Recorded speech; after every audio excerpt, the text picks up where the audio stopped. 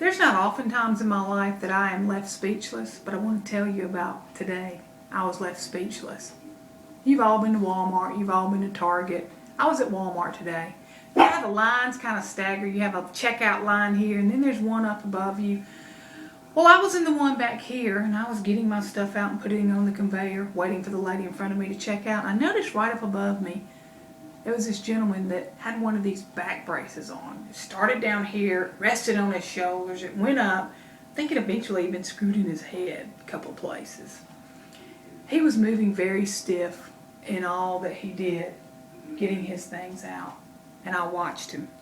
And I thought, wow, that man has to come to Walmart by himself to get his groceries, and there's no one to help him. That's pretty sad. I got a few more of my things out, and I watched him, and he was so independent, I thought, that man can come to Walmart by himself and not depend on anyone to help him. Kind of admired him. So I watched him. It was my turn to check out. I paid. Thank you very much. I was leaving, and I zoomed my buggy around, ready to go out, and there he is, clearly looking for something.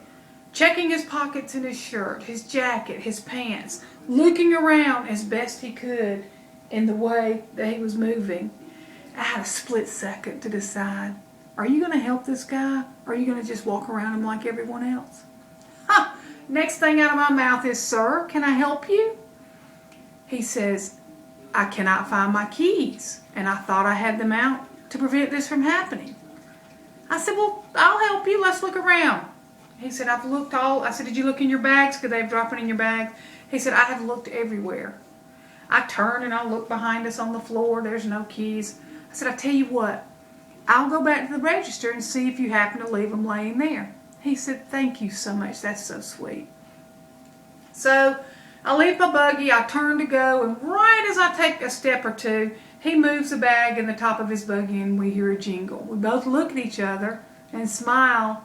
I said, you found them, didn't you? He goes, I sure did. And you know, honey, I believe I'd lose my head if it wasn't screwed on. I was speechless.